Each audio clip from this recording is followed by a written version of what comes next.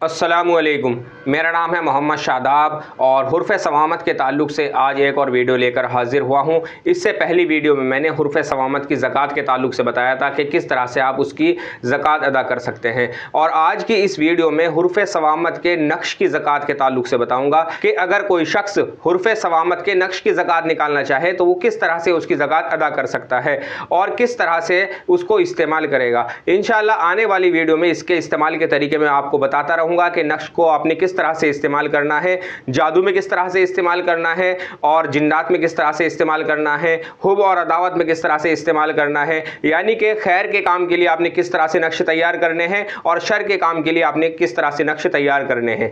आज की इस वीडियो में ये जो आप नक्श देख रहे हैं ये हुर्फ़ सवामत का नक्श है, और इस वीडियो के अंदर मैं आपको बताऊंगा कि किस तरह से आपने इसकी ज़कात अदा करनी है। आपने इसकी ज़कात सूरज ग्रहण के अंदर अदा करनी है, यानी कि जब सूरज ग्रहण होगा तब आपने इसकी ज़कात अदा करनी है। और ये आपने 543 नक्श लिखने हैं। ये आतिशी चाल से लिखा हुआ है, मशरिक की तरफ आपका रुख होगा, और बेहतर है आप उस दिन रिजालुल गैब का ख्याल रखें। अगर सूरज ग्रहण किसी ऐसे दिन हो रहा है कि रिजालुल गैब भी मशरिक की तरफ है तो आप अपना रुख थोड़ा सा हटक कर रखें, यानी कि आप अपना रुख इस तरह से कर लें कि रिजालुल गैब आपके बाएं हाथ पे पड़े।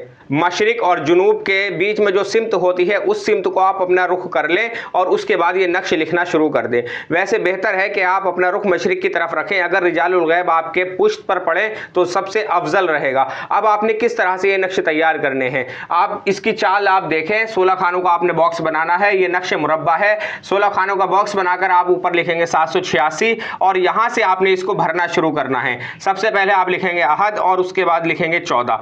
इसके जो अदद है वो है 13, अलिफ हा दाल। इसके अदद है 13, इसलिए यहाँ लिखा जाएगा 14, 15, 16। उसके बाद यहाँ 78, 79, 80 और ये लाम मीम वाव हा, क्योंकि इसके जो अदद हैं वो हैं 81।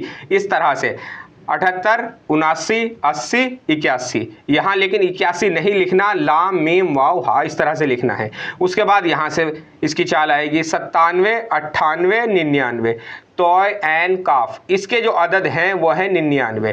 तो के 9, एन के 70, काफ के 20, ये बने 99। तो इस तरह से 97, 98, 99 और ये 100, ये 4 खाने भरे गए। उसके बाद यहाँ से 349, 349 इसलिए क्योंककि रा, सीन और स्वाद इसके जो अदद हैं वो हैं 350, तो इसलिए यहाँ से लिखा जाएगा 349, 350, 351, 352।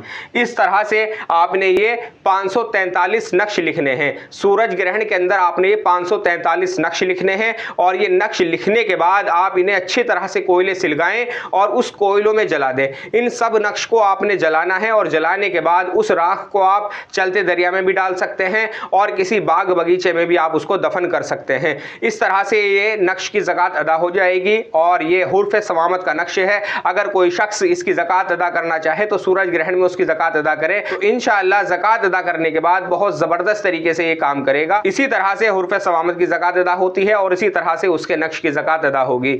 जो कोई भी शख्स इस तरह से करना चाहे तो इसको सबसे पहले कुछ वक्त पहले इसको लिखने की प्रैक्टिस कर ले, क्योंकि इसके अंदर हुर्फ़ सवामत भी है और ये अददी भी है। तो इसलिए कुछ दिन पहले से इसको अपने प्रैक्टिस में लेकर आए। उसके बाद सूरज ग्रहण के अंदर 543 नक्श लिख करके ज़कात को मुकम्मल कर लें, और उसके बाद रोज़ाना मदामत में 3 नक्श लिखते रहें। 3 नक्श रोज़ाना लिखते रहें तो इंशाअल्लाह अमल काबू में रहेगा, और किसी भी मकसद के लिए आप इसको इस्तेमाल कर सकते हैं। इस्तेमाल के अलग अलग तरीके हैं। इंशाअल्लाह आने वाली वीडियो में मैं आपको तरीके बताता रहूँगा किस तरह से आपने इसका इस्तेमाल करना है। आज की इस वीडियो में इतना ही, और किसी ताल्लुक़ से आपका कोई सवाल है तो आप मेरे व्हाट्सएप नंबर पर मुझसे रब्ता करें या मुझे कमेंट करें। अस्सलामु अलैकुम।